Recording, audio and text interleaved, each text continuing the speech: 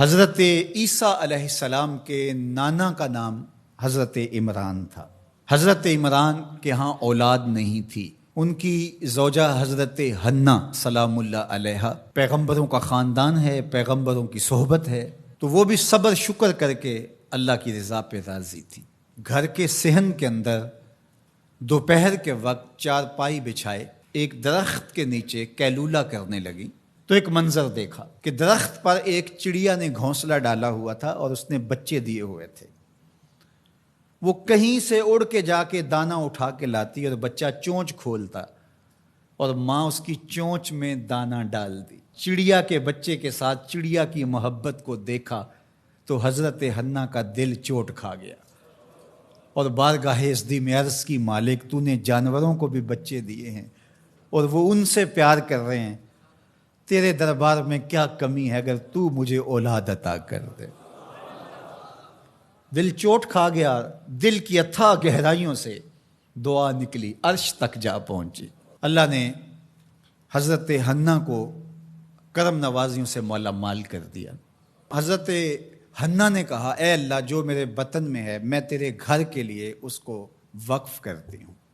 جب ولادت کے لمحے آئے تو حضرت حنا زوجہ عمران نے بیٹی کو جنم دیا تو پریشان ہو گئیں کہ مالک یہ تو بیٹی ہے، میں نے تو اس کو مسجد اقصیٰ کے لیے وقف کیا ہے اور وہاں سارے مرد ہیں، ایک لڑکی جب جوان ہوگی تو اس کو وہاں کیسے چھوڑ سکوں گی، منت میری کیسے پوری ہوگی۔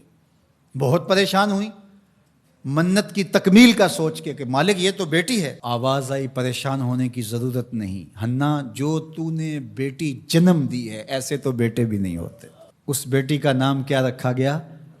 مریم سلام اللہ علیہا۔ بیٹی جوان ہو گئی تو منت یاد آئی کہ اب اس کو بیت المقدس میں ہم نے وقف کرنا ہے۔ پریشانی ہوئی کہ اب 300 حجرے ہیں جن میں مرد ہی مرد ہیں، ایک تنہا عورت کیسے وہاں رہے گی؟ تو یہ سوچا کہ کوئی بوڑھا بزرگ ہو جس کی کفالت میں ان کو دیا جائے تو وہ ان کی دیکھ بھال کرے، ضروریات کو پورا کرے۔ تو بہت سارے لوگ اس سعادت کے لیے تیار ہو گئے۔ پھر قرعہ ڈالا گیا، قرعہ فال نکلا حضرت زکریا علیہ السلام کے نام۔ اللہ کے جلیل القدر پیغمبر اور رشتے میں خالو بھی لگتے تھے، کہا یہ سعادت میرے ذمہ رہی، اور چونکہ ان کے ہاں بھی اولاد نہیں تھی انہوں نے کہا ٹھیک ہے ہم اسے بیٹی بنا کے اس کا خیال رکھیں گے۔ حضرت زکریا علیہ السلام نے ایک حجرہ مختص کیا حضرت مریم کے لیے اور ان کی ضروریات کو پورا کرتے، کھانا دیتے۔ جب کہیں جانا ہوتا تو حجرے کو باہر سے تالا لگا کے چلے جاتے، افطار کے وقت یا رات کو گئے ہیں تو سحری کے وقت پھر آ جاتے۔ ایک دن حضرت زکریا علیہ السلام تالا لگا کے کہیں گئے کام، واپس آتے ہوئے دیر ہو گئی اور افطار کے لمحے گزر گئے، بہت پریشان ہوئے تو خیر سامان لے کے تیزی سے پہنچے اور آ کے دروازہ کھولا، وجد عندہا رزقا، تو دیکھا بے موسم پھل پڑے ہوئے ہیں۔ حیرت تو یہ تھی کہ پھل ہیں، دروازہ مقفل ہے، باہر سے کوئی اندر نہیں جا سکتا، اندر سے کوئی باہر نہیں آ سکتا، پھل کیسے آئے؟ پہلی حیرت تو یہ، پھر پھل بھی بے موسم۔ قال یا مریم ان لک ھذا، اے مریم یہ کہاں سے آئے؟ قالت ھو من عند اللہ، کہا یہ میرے اللہ کی طرف سے آئے، یہ مجھے میرے رب نے دیے ہیں۔ ان اللہ یرزق من یشاء بغیر حساب، وہ جس کو چاہتا ہے بغیر حساب کے عطا کرتا ہے، اس کے لیے کوئی مشکل نہیں ہے۔ جو ماں کے پیٹ میں بچے کو رزق دیتا ہے، انڈے میں چوزے کو رزق دیتا ہے، وہ حجرہ مریم میں مریم کو رزق نہیں دے سکتا؟ اب حضرت زکریا علیہ السلام کا ذکر آپ نے سنا کہ ان کے ہاں اولاد نہیں تھی، اور عمر کتنی ہو گئی تھی؟ 120 سال، اور آپ کی زوجہ کی عمر 100 سال ہوگی، تو اب تو امید بھی ختم ہو گئی اولاد کی۔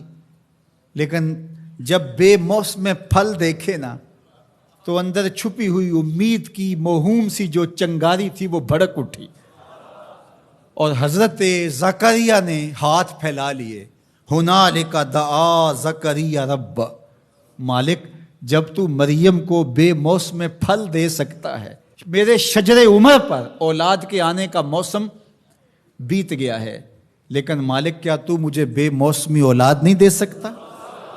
حضرت زکریا وہیں کھڑے ہو کے دعا مانگنے لگے۔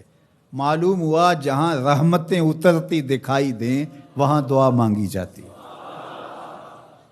ہم جب اللہ والوں کی قربت میں جا کے اللہ سے دعا مانگتے ہیں تو کچھ لوگ معترض ہوتے ہیں کہ اللہ تو ہر جگہ موجود ہے، یہاں کیوں مانگ رہے ہو؟ مسجد اقصی پاس ہے لیکن حجرہ مریم میں اللہ کا پیغمبر دعا مانگ رہا ہے، وہاں رحمت آنکھوں سے اترتے ہوئے دیکھی۔ ان رحمت اللہ قریب من المحسنین، اللہ قرآن میں فرماتا ہے میری رحمت محسنین نیکوکاروں کے نیڑے ہوتی ہے، اس لیے ہم اللہ والوں کے قریب جا کے اللہ سے مانگتے ہیں، مالک تیری رحمتیں یہاں برس رہی۔ ہنالک دعا زکریا ربہ، وہیں کھڑے ہو کے دعا مانگنا شروع کر دی، اللہ مجھے ستھری اولاد عطا کر دے۔ پھر کیا ہوا کہ کہا گیا یہاں دعا کیوں مانگ رہے ہو، میرے گھر میں آؤ۔ کہا گیا نبی ہو کے ولیہ کے حجرے میں دعا مانگ رہے ہو، تمہیں کچھ نہیں دیا جائے گا؟ نہیں، سنو قرآن سنو۔ فنادتہ الملائکہ، فرشتے آ کے پکار کرنے لگے۔ کب؟ وَهُوَ قَائِمٌ يُصَلِّي فِي الْمِحْرَابِ، وہ حجرے میں کھڑے ابھی دعائیں مانگ ہی رہے تھے، فرشتوں نے آ کے ندا دی کیا؟ ان اللہ یبشرک بیحییٰ، اے زکریا تمہیں مبارک ہو، ہم تمہیں یحییٰ عطا فرمائیں گے۔ اولاد مانگی ہے تو یحییٰ ملے گا، لیکن اکیلی اولاد نہیں مانگی، ذریۃً طیبہ، ستھری اولاد مانگی ہے، پاک اولاد مانگی ہے۔ تو مصدقاً بکلمۃ من اللہ وسیداً وحصوراً ونبیاً من الصالحین، جو بیٹا دینے والے ہیں وہ کلمت اللہ کی تصدیق کرنے والا ہوگا، سردار ہوگا، عورتوں سے الگ رہنے والا ہوگا اور پیغمبر ہوگا، صالحین سے نبی ہوگا، یہ شانوں کا مالک ہوگا۔ فوراً دعا قبول ہو گئی۔ یہ ہے کرامت سیدہ مریم کے حجرے میں بے موسم پھلوں کا ملنا اور وہاں دعاؤں کا قبول ہونا۔